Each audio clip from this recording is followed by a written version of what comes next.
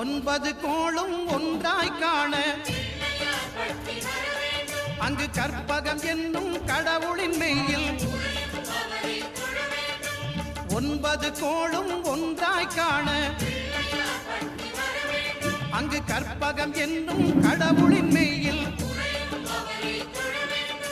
சூரியன் முதலாய் ஒன்பது கிரகமும் பலவித குணங்களை கொண்டிருக்கும் எங்கள் கற்பக தருவில் அவை வரும்போது ஒன்றாய் சேர்ந்து பலனளிக்கும்.